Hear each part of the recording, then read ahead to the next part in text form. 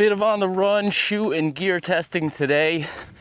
My wife is up skiing at the moment actually. It is touching 60 degrees plus down here in the valley today. My daughter is at an Easter egg craft and painting party. Life is good at the moment. I am out here trail running. I do love to spend time with my family though, but you get these times and you gotta make the most of them. So I'm out here today in the UltrAspire Alpha 6.0 vest. This vest has some pretty interesting characteristics I'm gonna outline in the course of this run. Also running in the Arc'teryx Norvan LD Gore-Tex version. Now, I did say it's gonna be 60 degrees plus, so definitely a little warm in this shoe. Not the best for this type of, especially sunny in this all black shoe conditions, but want to get the review in before it gets too hot and nobody might particularly care about looking at this shoe once it really warms up in the summertime. I do want to take this moment to say thank you to all of you who have subscribed to the channel so far. The response, the feedback, the community has just been like blowing my mind so far. I would never imagine this. I'm either close to or at 1,000 subscribers at this point when you're watching this video. Never would have imagined this would happen like this. So thank you to all who have subscribed. If you haven't yet, if you choose, like and subscribe, it helps. I think I'm providing some good content here, so if you want to stay up to date on what's new and interesting in trail shoes and gear, come out with me and test this stuff on the run. So quick specs on this Arc'teryx shoe here. I've got a US 9.0. I repeat, 9.0. You should likely go down a half a size. Dual density foam. They do not give us any further information on that, so I do not know. 2519, rather thin, of course. Lots of ground feel in this one. The upper, again, I have the Gore-Tex version here, but it is a PFAS-free construction here. Worth noting, it does feel very light in hand. Again, 9.5 ounces for a Gore-Tex shoe. Not a high stack shoe, but still, typically Gore-Tex shoes, you know, they'll run on the heavier side. So you gotta integrate that Gore-Tex material, usually more material, because you'll have some type of booty set up. But this one, if you're looking for kind of agile, lightweight, mountain-oriented Gore-Tex shoe, this is probably the one for you. So about 23 minutes up, rolling back down now. I'll pull over somewhere along the way, take a look at some features of the Arc'teryx shoe and the upper. Also go a little more in depth on details on the Alpha 6 here. I do have a blottle in the lower rear kangaroo pocket. If you watched my last Q&A video, I mentioned I would talk about blottles in the beginning, but then talking about so much stuff, kind of forgot about it. So point out a couple things here in this video.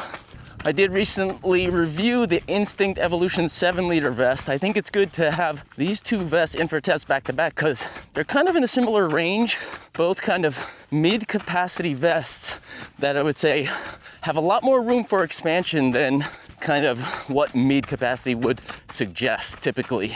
But they do come at it from slightly different angles. They have slightly different setups, slightly different fits. So I'll talk about some of those differences on this run now that I have the Alpha on.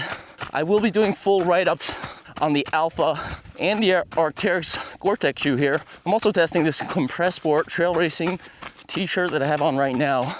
So I'll have more extensive details once I do those full write-ups. This is kind of a fun, you know, it's Saturday on the run. Let's talk about some gear a little bit while we're doing it.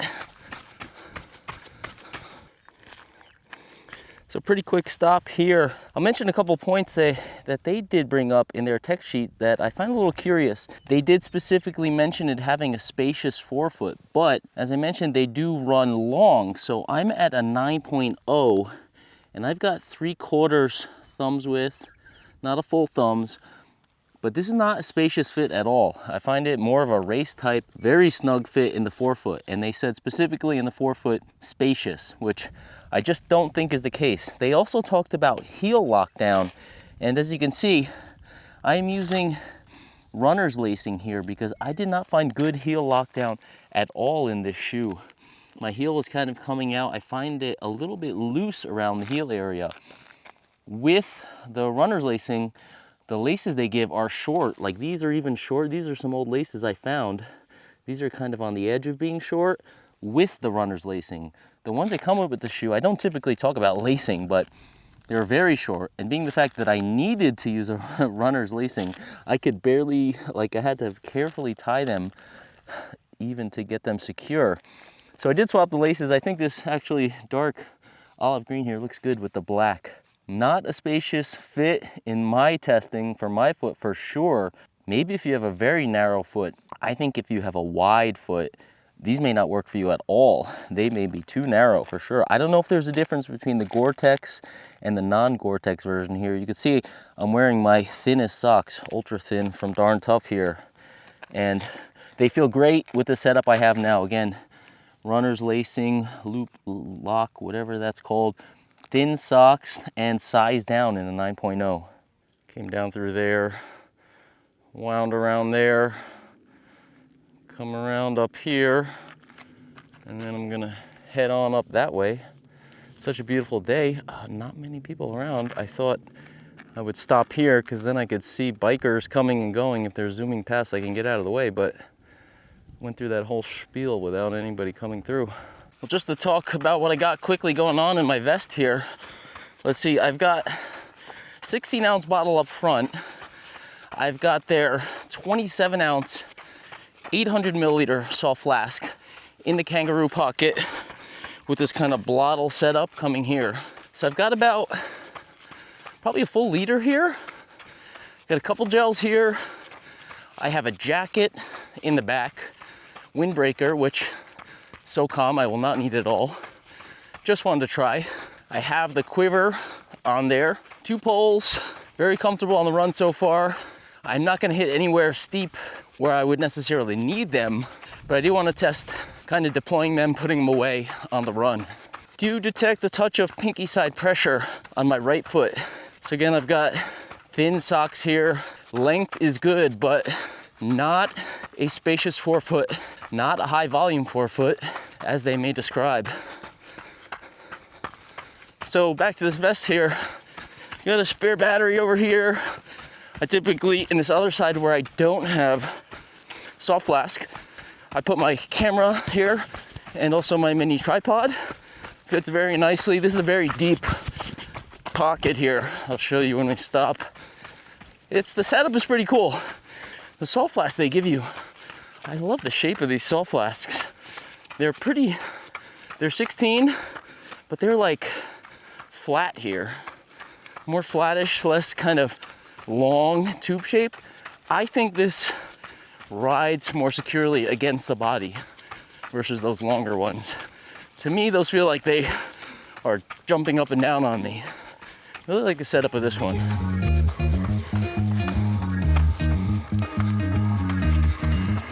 Behind. All right.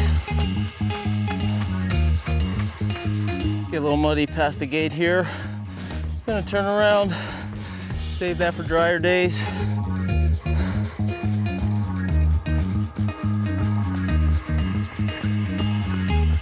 You saw on the way up there, I did a couple of quick pole deployments and stowage operations there. That last one, I challenged myself, can I make it there before the gate? Yeah, and it's pretty quick, you know. I'm just used to having the single quiver. The opening for this UltrAspire one is quite large. Once I get the 2 poles kind of lined up together, easy in and out, no problems. Great that UltrAspire has come up with their own quiver and added the quiver attachments in case you want to use something else. All right, so let's take a look at this vest a little closer here. First off, I don't want to forget it's back here. Say you come through an aid station. You want a high capacity fluid option. Hey, fill me up, okay? Quick disconnect, bam, new bottle, refill bottle.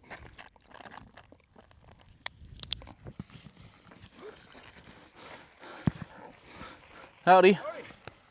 I thought you were going up and down. Oh no. Just one time. Just practicing your gear. On a big loop.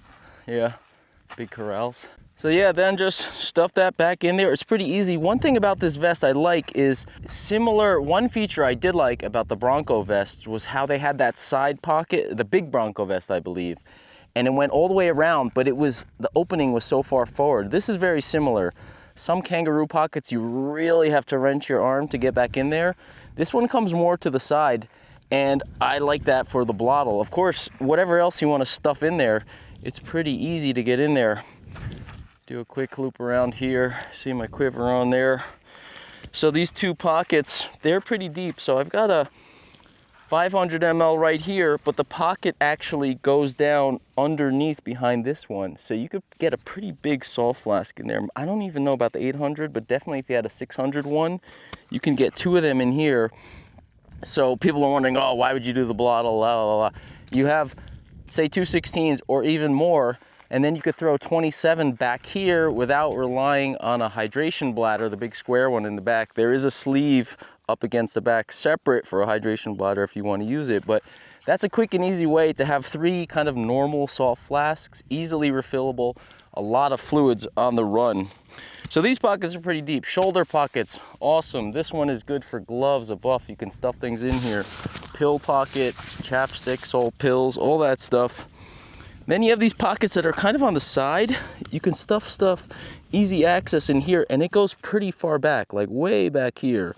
And then overlapping that is pretty much the same area, but stuff that you would want to keep secure. I have an extra battery in here. I think I put my gels in this one. See, I didn't even have it zipped and they didn't fall out. One thing, I had my gels in here and then I took my vest off at home and I was loading it up.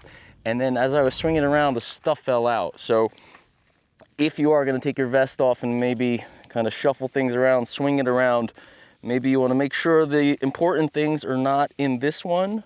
You might wanna zip those up, but you know, if you're just careful and obviously don't flip it upside down, you should be good. Like I had these in here without zipping it up on the run, I forgot, and they were totally fine. So they have these little things here, which is nice. If you are gonna use a blottle, or I don't know what they would be for besides that, if you need to hook pretty much anything, it's definitely useful. If you wanted a shorter hose, you could route it through here, maybe clip it on this side. Well, this is actually a magnet, so I could actually kind of put it on there. That's cool, but I have my little clip here. Let's take a look at the quiver.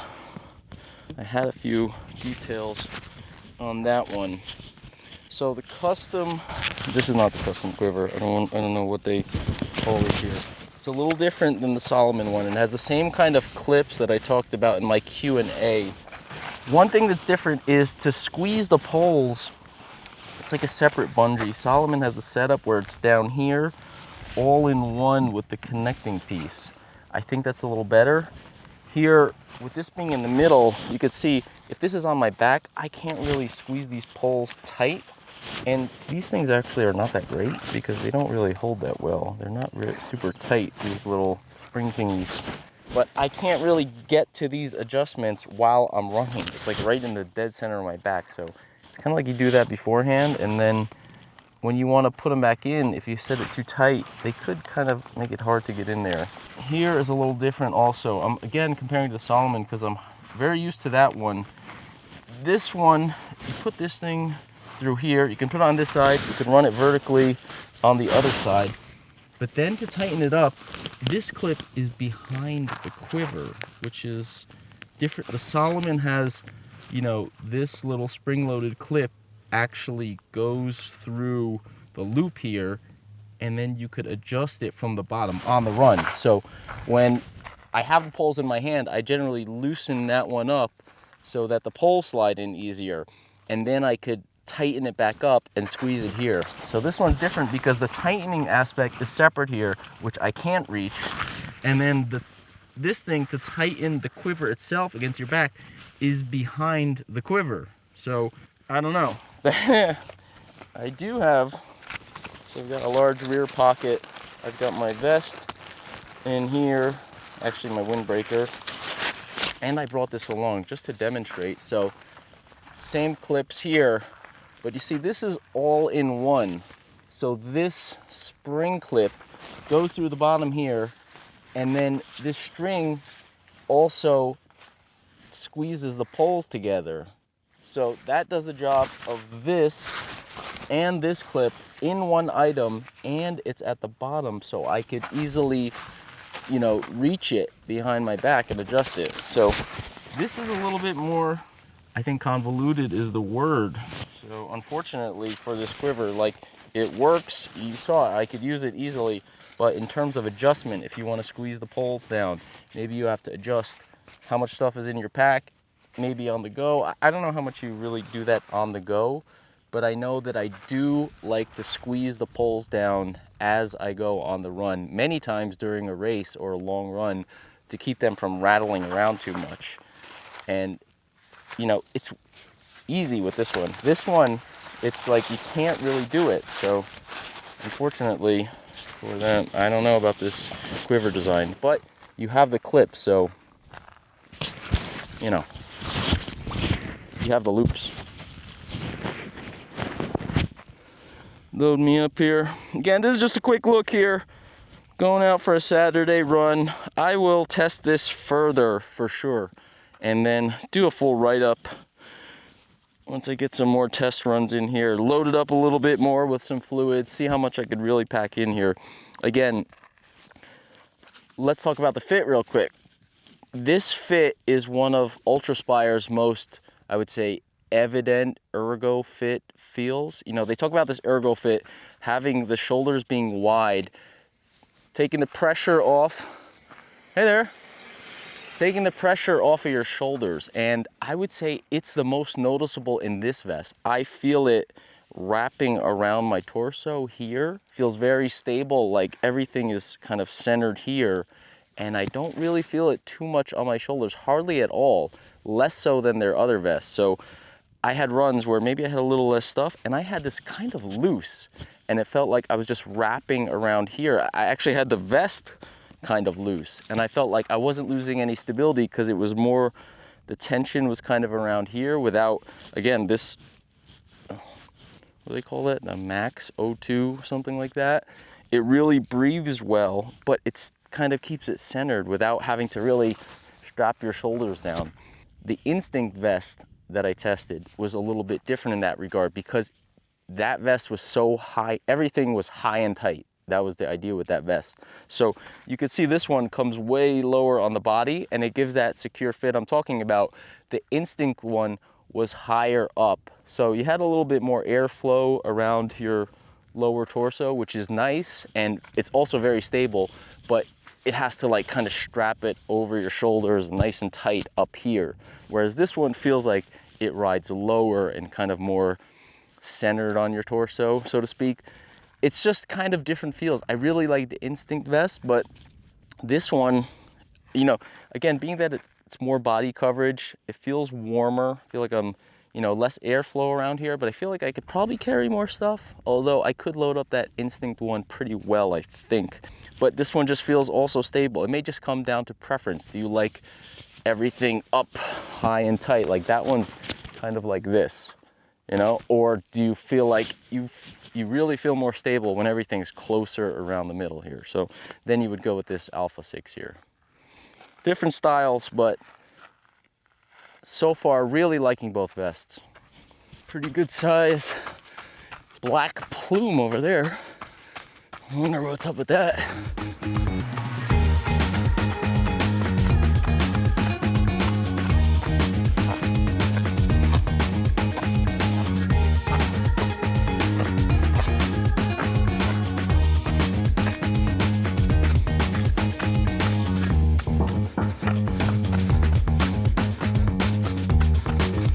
So as you can see, pretty agile here with the LD4 Gore-Tex shoe.